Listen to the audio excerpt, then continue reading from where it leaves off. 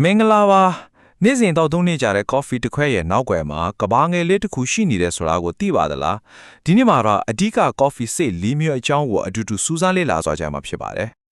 coffee ဆိုတာခါတယ်ချိုးတယ်တောက်လိုက်ရင်လန်းသွားတယ်ဒီလောက်ပဲလားတကယ်တော့အဲ့ဒီအညိုရောင်အစိလေးတွေရဲ့နောက်ွယ်မှာအများကြီးပိုပါတယ် coffee တစ်ခွက်ချင်းစီမှာသူ့ရဲ့ကိုယ်ပိုင်ဇလန်းနဲ့အရသာကိုစီရှိနေတာပါ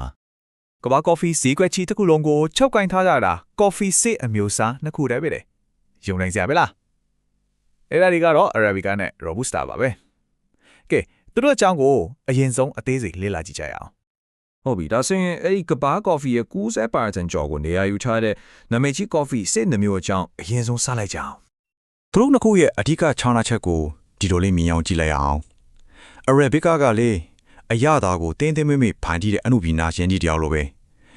Robusta ကကျတော့အားရင်အပြည့်နဲ့တကယ်ကိုပါဝါပေးနိုင်တဲ့အလုပ်ကျန်းသမားကြီးလိုပေါ့ Arabica ဆိုတာကတော့ကော်ဖီလောကရဲ့ဖယင်မောလို့တောင်တင်စားကြတယ်ကော်ဖီဆိုင်လာလေးတွေမှာတွားထိုင်ပြီးအရသာကိုခံစားပြီးတောက်ကြတဲ့ specialty coffee တွေလေအများစုကဒီ Arabica တွေပဲသူရသားကဘာလို့ဒီလောက်ကောင်းရတာလဲဆိုတော့လေသူကဒေါင်းမော်ဒေတာအမြင့်ပိုင်းနေမှာပဲရှင်သန်တာအဲ့ဒီမှာယာဘီယုတူကအေးတော့ကော်ဖီဆေးလေးတွေကဖြည်းဖြည်းချင်းရင်းမြစ်ဖို့အချိန်ရတယ်အဲ့ဒီလိုအချိန်ယူပြီးဖြည်းဖြည်းချင်းကြီးလာတော့အရလာတဲ့အချိုးတက်တွေကအထဲမှာအဖြစ်ဝါစူးစီးနေတော့တာပေါ့ကဲနောက်တစ်ယောက်ကတော့ Robusta သူကတော့ espresso shot ဖြင်းနေပြီးတော့အလွယ်တကူဖြောတောက်တဲ့ instant coffee တွေရဲ့အဓိကဇာတ်ကောင်ပါပဲ Arabica နဲ့တကယ့်ကိုပြောင်းပြန်ပဲ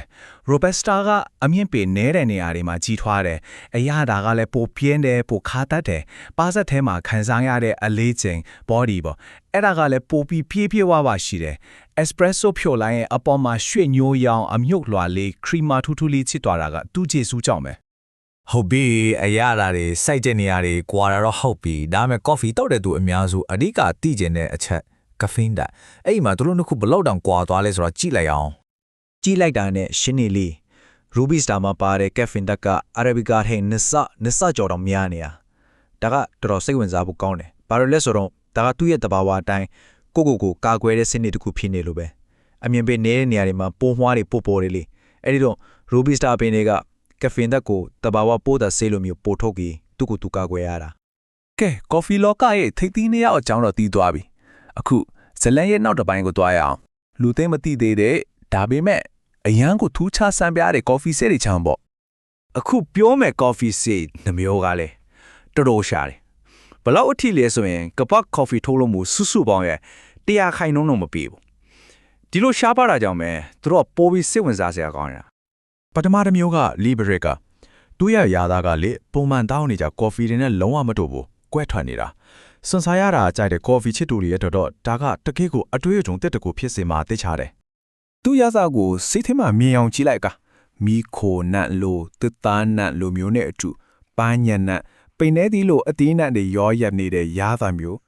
အရသာကအရှမ်းကိုပြင်းပြီးထူးခြားတဲ့တဲ့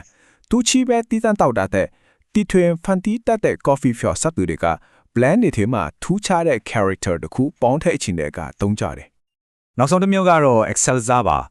အရင်တုန်းကဆိုရင်သူ့ရဲ့ရတာကတော်တော်လေးကိုထူးခြားလို့သူ့ကိုမျိုးစိတစ်ခုအနေနဲ့တီးတန်းတောင်တတ်မှတ်ခဲ့ဘူးလေအခုတော့ Liberica ရဲ့မျိုးကွက်တစ်ခုဖြစ်ပြန်တတ်မှတ်လိုက်ကြပြီသူ့ကိုအဓိကအဖြစ် blend တွေထဲမှာအရတာကိုပိုပြီးနန်းနဲရှုပ်ထွေးတော့အောင်လုပ်ဖို့သုံးကြတယ်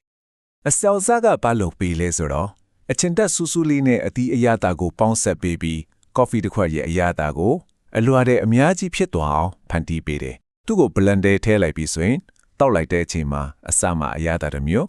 အလယ်မှာတစ်မျိုးအဆုံးသက်မှာနောက်တစ်မျိုးအဲ့ဒီလိုအရသာတွေပြောင်းသွားတယ်လို့ခန်းစားရပြီး coffee တစ်ခွက်ကပိုပြီးစိတ်ဝင်စားဖို့ကောင်းသွားတာပေါ့။ကဲ coffee city မျိုးစီရဲ့ character တွေအကြောင်းတော့ဒီသွားပြီ။ဒါဆိုရင်ဒီ coffee city ကိုနေ့စဉ်မြင်တွေ့နေရတဲ့ coffee ထုတ်ကုန်တွေထဲမှာဘယ်လိုအသုံးချကြတယ်လဲဆိုတာကိုကြည့်လိုက်ကြရအောင်။ coffee ဆိုင်ကောင်းမှာအရသာကိုဇိမ်းကြခန်းစားပြီးတောက်နေတယ်ဆိုရင်အဲ့ဒါ 100% Arabica ဖြစ်ဖို့အခွင့်အလမ်းများတယ် espresso shot ပြင်းလေးရဲ့အပေါ်ကရွှေညိုရောင် cream အလွှာကိုလိုချင်ရင်တော့ Robusta ကို blend ထဲမှာမပေါမဖြစ်ထည့်ဆန့်ရပါတယ်အသင့်ဖြော် instant coffee တွေကတော့အရသာပြင်းပြီး caffeine တက်များတဲ့ Robusta ကိုပဲအဓိကသုံးကြတာများတယ်တကယ်ကိုထူးခြားတဲ့ limited edition blend တွေမှာတော့ Liberica နဲ့ Excelsa တို့ကအရသာကိုနောက်တစ်ဆင့်တက်သွားအောင်လုပ်ပေးတဲ့လိုဝက်လက်နက်တွေလိုပါပဲဒီစရာလေးနဲ့အားလုံးကိုခြုံပြီးပြင်ကြည့်လိုက်ရအောင် Arabica ရဲ့ချုံမြင့်ပြီးအချင်းတက်များတဲ့ character ကိုတွေ့နိုင်တယ်လို့ Robusta ရဲ့ caffeine တမင်ပြီးခါသက်ပြင်းရတဲ့ရတာကိုလည်းမြင်တာပါတယ်။ Liberica နဲ့ Excelsa ကတော့သူတို့ရဲ့ရှားပါပြီးရှုပ်ထွေးတဲ့အရာဓာတ်တွေနဲ့တကယ့်ကိုကွဲထွက်နေတာကိုဒီနေရာမှာတဆူတစည်းစည်းနှိမ့်ရှင်းကြည့်လို့ရပါတယ်။ အဆုံးတဲ့အနေနဲ့ပြောချင်တာကတော့ဒီအချက်လက်ကြီးအားလုံးကကော်ဖီတောက်တဲ့သူတွေအတွက်ဘယ်လိုအကျိုးရှိနိုင်မလဲဆိုတာပါပဲ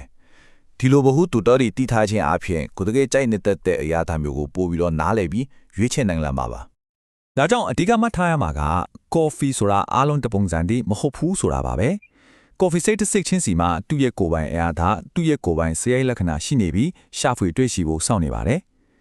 အဲဒီတော့နောက်တစ်ခါကော်ဖီဝယ်တဲ့အခါပဲဖြစ်ဖြစ်မာတောက်တဲ့အခါပဲဖြစ်ဖြစ်ဒီကော်ဖီကဘယ်အမျိုးအစားပါလဲဆိုပြီးစူးစမ်းကြည့်လိုက်ပါဒါကအရာသာခံစားမှုခရီးစဉ်အသစ်တစ်ခုကိုစတင်လိုက်တာနဲ့အတူတူပါပဲ